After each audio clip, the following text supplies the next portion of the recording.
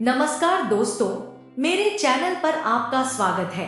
आज हम आपके लिए एक छोटी सी कहानी लेकर आए हैं। जाने अनजाने हम लोग खुद ही अपनी वो बातें दूसरों को बता देते हैं जो हमें किसी को भी नहीं बतानी चाहिए, और वही हमारे दुख का कारण बन जाती है।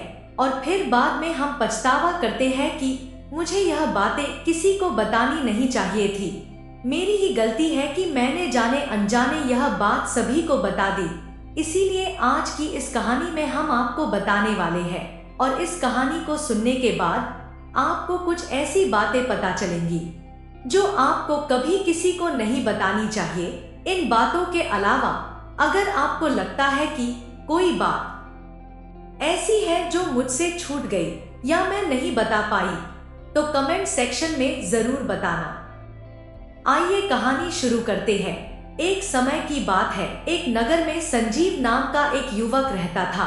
वह युवक बहुत गरीब था। 2 वक्त की रोटी भी बड़ी मुश्किल से उसको नसीब होती थी। किसी काम की तलाश में दिन रात खोज करने पर भी उसे कोई काम नहीं मिल रहा था। फिर एक दिन उसने अपनी पत्नी को कहा कि मैं जिस जगह भी काम के लिए जाता हूँ तो कोई भी मुझे काम नहीं देता, और अब मैं काम की तलाश करके थक चुका हूँ। मुझे ये चिंता दिन रात खाए जा रही कि मैं अपने परिवार को कैसे पालूंगा, कैसे तुम सबका ख्याल रखूंगा। ये सुनकर उसकी पत्नी ने कुछ सोचकर कहा कि तुम किसी आदमी के पास काम मांगने के लिए जाते हो तो तुम्हें उनसे हमदर्दी हासिल करनी होगी, अपनी गरीबी दिखानी होगी, ताकि वह लोग तुम्हारी मजबूरी समझकर तुम्हें काम पर रख ले। इसीलिए शर्म मत करो और उन्हें अपनी मजबूरी बताओ, अपनी गरीबी बताओ, और इसी उपाय से तुम काम कर सकते हो। और अगले दिन काम मांगने के लिए संजीव उस सेठ जाता है जहां पर वह 2-3 दिन पहले काम मांगने के लिए गया था। लेकिन इस बार उसने हाथ जोड़कर उस सेठ से प्रार्थना की, उससे विनती की कि उसे काम की बहुत आवश्यकता है। वो जो कुछ भी उसे देंगे उसमें संतुष्ट हो जाएगा, पर कृपया करके मुझे अपने यहाँ काम पर रख ले। उसकी हालत देखकर उस सेठ ने उसे अपने यहाँ काम पर रख लिया। अब वह रोज काम पर जाने लगा। वह अंदर ही अंदर खुश तो था कि उसे काम मिला, लेकिन संजीव को वेतन दूसरे लोगों से कम मिलता था।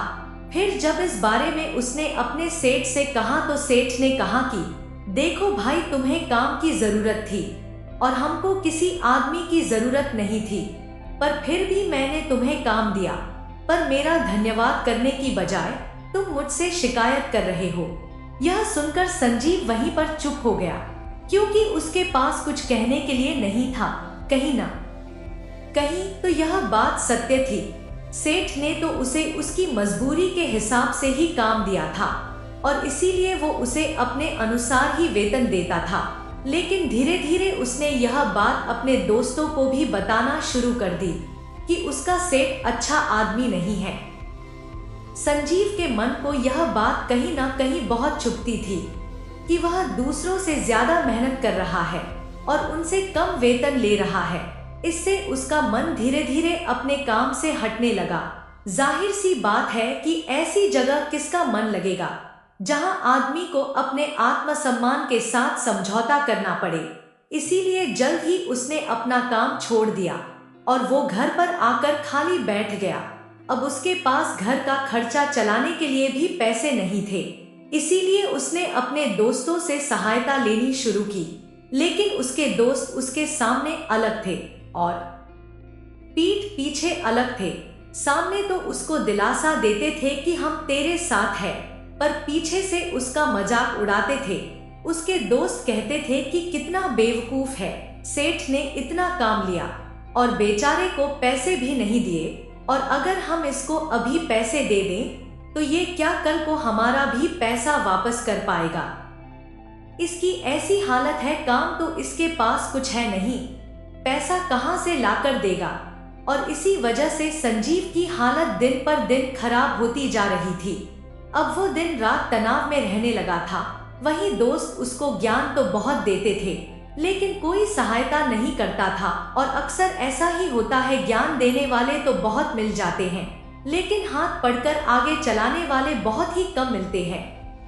अब एक दिन उसे पता चला कि उसके पड़ोस के गांव में एक बौद्ध भिक्षु आया हुआ है जो बहुत ही ज्ञानी है। संजीव तनाव में था कि उसे कोई रास्ता नजर ही नहीं आ रहा, इसीलिए वह भिक्षु के पास पहुंच जाता है। वहां पहुंचकर वह सीधे उनके पैरों में गिरकर रोने लग जाता है। वो रोते रोते उन्हें अपनी सारी परिस्थिति बताता है। उनको बताता है कि किस तरह उसके सेठ ने उसका फायदा उठाया और उसके दोस्त उसके साथ कैसा व्यवहार रखते हैं। सारी बातें सुनकर भिक्षु ने कहा कि यह सारी समस्याएं तुम्हारी मूर्खता के कारण उत्पन्न हुई है। अगर तुम्हारे अंदर विवेक होता तो आज तुम इस परिस्थिति में न होते, लेकिन तुमने अपनी मूर्खता के कारण खुद ही अपने रास्ते में कांटे बिछा दिए। अब मैं तुम्हें कुछ बातें बता रहा हूँ जो भूल कर भी किसी को मत बताना, और इन बातों का अनुसरण करते हुए तुम बाहर से मिलने वाले दुखों को तो दूर कर ही सकते हो जो बेवजह दुनिया की वजह से तुम्हारे अंदर पकाते हैं। पहली बात जो किसी को नहीं बतानी चाहिए वो है अपनी मजबूरी। अपनी मजबूरी का दिखावा करके दूसरों से उनकी सहायता लेने की गलती कभी मत करना। हो सकता है कि आज वह तुम्हारी मजबूरी देखकर तुम्हारी सहायता कर दे, लेकिन कल वो तुम्हारा फायदा उठाने से भी नहीं चुकेगा, और अगर फायदा भी नहीं उठाया तो दूसरों के सामने तुम्हारा मजाक बनाने में वो आदमी कभी नहीं पीछे हटेगा। इसीलिए कभी भी अपनी मजबूरी का दिखाव मत करो। अगर घर में 2 सूखी रोटी है तो वही खाकर सो जाओ, लेकिन दूसरों को इसके बारे में भनक तक नहीं लगनी चाहिए कि तुम्हारे पास आज क्या है और क्या नहीं। आप खुद ही सोचो, मजबूरी बताने का क्या प्रयोजन होता है? या तो वो दूसरों से सहानुभूति हासिल करना चाहता है या उनसे कोई आर्थिक मदद चाहता है। आजकल के लोग तो दूसरों के सामने नाटक करते हैं कि हम आपके साथ हैं, और जब उनको अपनी परिस्थिति बता दो तो वह अपने मन ही मन खुश होते हैं। इसलिए आपकी जिंदगी जैसी भी चल रही है, किसी के सामने अपने दुखड़े मत बताओ। आज नहीं तो कल सब अच्छा हो जाएगा। दूसरी बात जो किसी को भी नहीं बतानी चाहिए वह है अपनी अतीत की गलतियां और भविष्य की रणनीतियां। अगर हम अपने अतीत की गलतियां किसी दूसरे को बताते हैं तो उसका क्या प्रभाव होगा? वह गलतियां ठीक तो नहीं की जा सकती, तो उन्हें बताने का क्या प्रयोजन रह जाता है? आप अपने अतीत की गलतियां को दुनिया के सामने बता रहे हो, इससे उस आदमी की नजर में आपका एक चरित्र घटित हो जाएगा और वो भविष्य में हमेशा आपको उसी नजरिया से देखेगा। इसीलिए किसी भी आदमी की नजर में अपना चरित्र गठित मत होने दो, और जरा सोचो कि आप व्यर्थ में ही अपने भविष्य की रणनीतियां दूसरों के सामने बता रहे हो। जो लोग आपके काम का हिस्सा ही नहीं है, उनके सामने अपनी भविष्य की रणनीतियां उनको बताने का क्या फायदा? वो लोग आपकी सहायता तो नहीं करेंगे। अपनी जिंदगी में जो आप कर रहे हो या फिर जो भी आप भविष्य में करने वाले हो, वह किसी को मत बताया करो। क्या पता किसी की नजर कैसे है। तीसरी बात किसी को नहीं बतानी चाहिए वो है अपने घर की बातें। जो भी हमारे घर के अंदर आपस में बातचीत होती है, हमारे माँ बाप के साथ, हमारी पत्नी के साथ, हमारे बच्चों के साथ, वह बातें घर तक ही सीमित रहनी चाहिए। अगर आप इन बातों को दूसरों के सामने बताओगे तो दूसरों को आपके घर में घुसने का एक मौका मिल जाता है, और वो इसका फायदा उठाने से कभी नहीं चुकेंगे।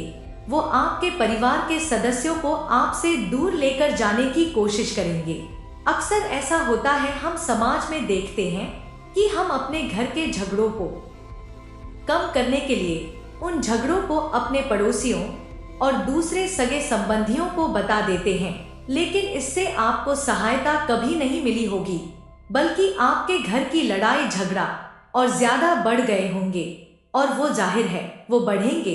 अगर आप अपने माँ बाप की बात दूसरों को बताएंगे तो आपके माँ बाप को बुरा लगेगा कि हमारा बेटा हमसे बताए बगैर दूसरों को यह बातें बता रहा है। इसीलिए अपने घर की बातें और अपने घर की लड़ाई झगड़ा किसी के सामने मत बताना।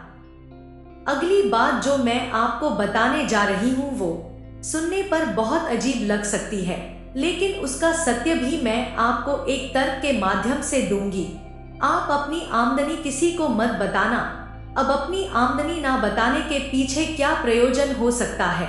जरा सोचिए कि आप अपनी आमदनी अपने दोस्तों को बता देते हैं, तो जब आपके दोस्तों को जरूरत पड़ेगी तो वो सिर्फ आपको ही याद करेंगे, क्योंकि उनको पता है कि अगर आपकी आमदनी ज्यादा अच्छी है तो आप ही उनकी मदद कर सकते हैं, और इसीलिए ज्यादा लोग आपसे सहायता मांगेंगे।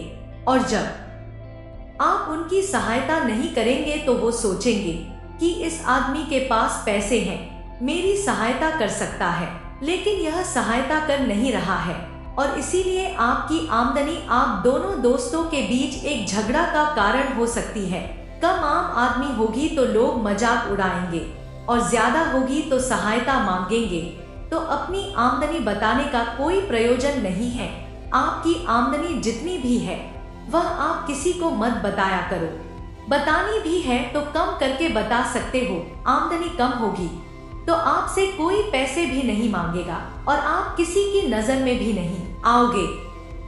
अगली बात जो मैं आपको बताने वाली हूँ वह यह है कि किसी को अपनी कमजोरी और अपनी ताकत मत बताना। अक्सर इंसान को पता नहीं होता है कि उसकी कमजोरी या उसकी ताकत क्या है, लेकिन अगर आपको अपनी कमजोरी और अपनी ताकत पता है तो पहली बात तो आप बहुत ही बुद्धिमान आदमी है, और दूसरी बात कि आपको यह बातें किसी से साझी नहीं करनी है, क्योंकि अगर आपकी कमजोरी दूसरों को पता चल गई तो वह आपकी कमजोरी का फायदा उठाएंगे, और अगर आपकी ताकत पता चल गई तो वही ताकत आपकी कमजोरी बन जाएगी, क्योंकि वो ताकत दूसरे आदमी को पता है, और वो ताकत की काट भी ढूंढ ही लेगा। अपनी कमजोरी और अपनी ताकत अपनी पत्नी या अपने पति को भी नहीं बतानी चाहिए, क्योंकि इसके बाद आपको घर में उनसे हमेशा दब के रहना पड़ेगा।